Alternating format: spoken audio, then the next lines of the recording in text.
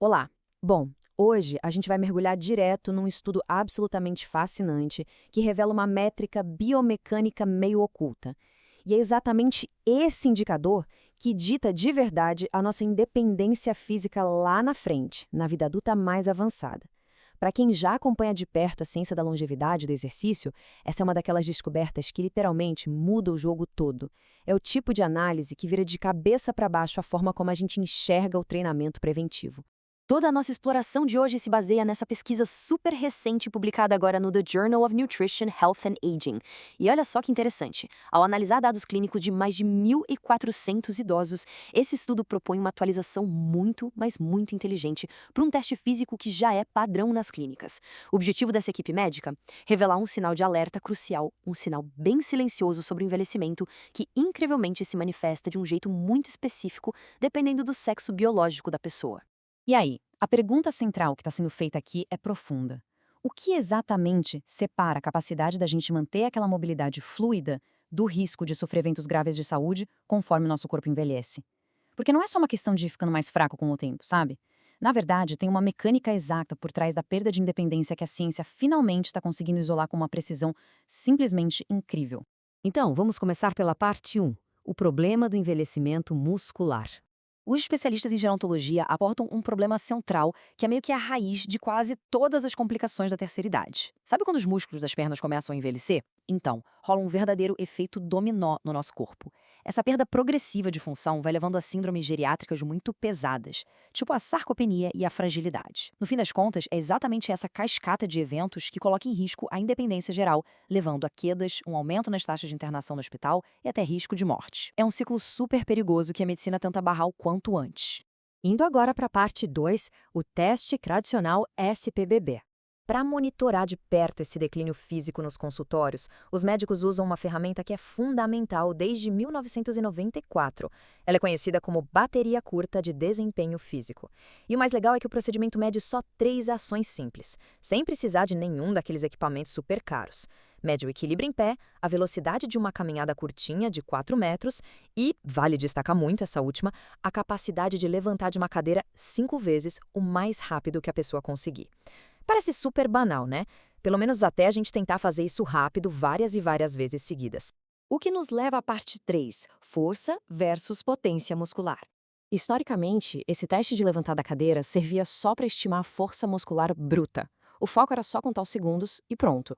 Só que aí os pesquisadores inovaram e trouxeram uma hipótese genial. Eles pensaram que uma leve reinterpretação da mecânica desse mesmo movimento poderia revelar muito mais coisas. Basicamente, o foco mudou de força para potência muscular.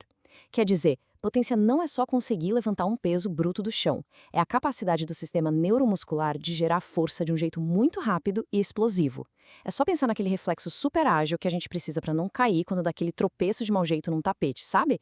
É exatamente disso que a gente está falando. E essa diferença entre força e potência mostra muito bem por que tudo isso importa tanto. É o seguinte: enquanto a força bruta vai indo embora devagarinho com o passar dos anos, a potência sofre uma queda muito mais cedo e muito mais agressiva. E é aí que está a grande sacada. Quando a gente analisa a potência no lugar daquela simples força estática, a gente acaba criando um verdadeiro sistema de alerta precoce. É o primeiro alarme que toca antes de acontecer uma falha muscular mais grave. E assim chegamos na parte 4, aprimorando a bateria de testes. Bom, para testar na prática essa teoria do alerta precoce, o pessoal da pesquisa pegou os dados de um ensaio clínico gigante, o WISPRINT. O foco foi na galera acima dos 70 anos que já tinha alguma limitação de mobilidade. Afinal, esse é bem o grupo onde a prevenção precisa ser para ontem, né? Desses mais de 1.400 participantes analisados, rolou uma clara maioria, mais de 1.000 mulheres contra uns 400 homens. E o mais curioso é que essa baita disparidade nos números entre os sexos acabou sendo justamente a chave da grande revelação desse estudo. Daí, os cientistas pegaram aqueles tempos brutos do teste de sentar e levantar da cadeira e criaram índices matemáticos ajustados. Ou seja, eles não pararam só no tempo que o cronômetro marcou, eles calcularam a potência, relacionando isso com a massa corporal total e também com a quantidade de músculo magro funcional de cada pessoa. O resultado? 4 métricas de potência super diferentes. É basicamente a personalização total da biomecânica, transformando uma ação tão simples numa verdadeira mina de ouro de dados precisos e hiperindividuais. E agora, parte 5. A surpreendente diferença entre os sexos. A partir desses dados, essas pessoas foram acompanhadas bem de perto por 24 meses. E olha, quando cruzaram essas novas métricas matemáticas com a vida real dos pacientes, aconteceu uma reviravolta absurda. Os dados mostraram uma diferença simplesmente drástica. Os novos modelos matemáticos de potência conseguiram prever muito bem problemas futuros de mobilidade para todo mundo. Mas olha que loucura, eles previram com exatidão a hospitalização e a morte exclusivamente para as participantes do sexo feminino. Os modelos funcionaram de um jeito absurdamente diferente, dependendo do sexo da pessoa. E aí, uma constatação dessas levanta uma pergunta médica gigantesca. Por que será que a biomecânica tem um peso de vida ou morte tão diferente entre os sexos na hora de prever eventos de saúde assim tão pesados? A biologia por trás dessa divergência toda mostra um cenário bastante complexo e, francamente, muito revelador para a gente. A resposta, no fim das contas, está no que a gente pode chamar de uma tempestade biológica perfeita. Os dados mostram que as mulheres sofrem uma queda muito mais brusca na capacidade de gerar potência muscular conforme vão envelhecendo. Junta isso com as mudanças hormonais e o aumento de gordura durante a menopausa.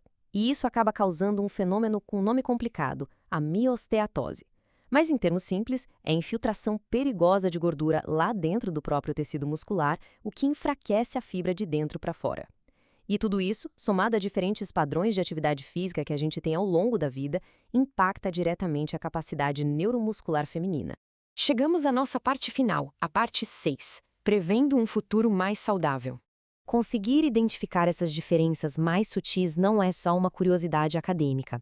A gente está falando de transformar dados em medicina preventiva de altíssima qualidade. E essa precisão toda vai direto para a prática clínica das clínicas e hospitais. As análises estatísticas provaram que ajustar aquele teste pelo peso corporal é a melhor forma de prever incapacidade em qualquer paciente e morte especificamente nas mulheres. Por outro lado, fazer o ajuste focado na funcionalidade da musculatura magra se tornou o melhor radar possível para tentar prever internações hospitalares no público feminino. Então, a grande lição de ouro de toda essa análise fica super clara.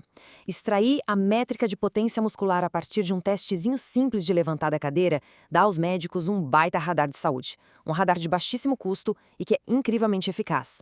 Isso prova, sem deixar espaço para dúvida, que a potência mecânica é uma métrica 1000 vezes superior à simples força estática. E mais do que isso, a nossa biologia grita que a gente precisa analisar homens e mulheres de formas bem diferentes na hora de falar em medicina preventiva. Nossas intervenções proativas têm que focar cada vez mais na geração rápida de força. E isso tudo deixa a gente com uma mudança de paradigma urgente em relação ao nosso envelhecimento. Vale a reflexão. Para conseguir preservar de verdade a nossa independência física, será que a gente não deveria parar de focar apenas em manter a força bruta e, na verdade, começar a priorizar a nossa agilidade explosiva e responsiva?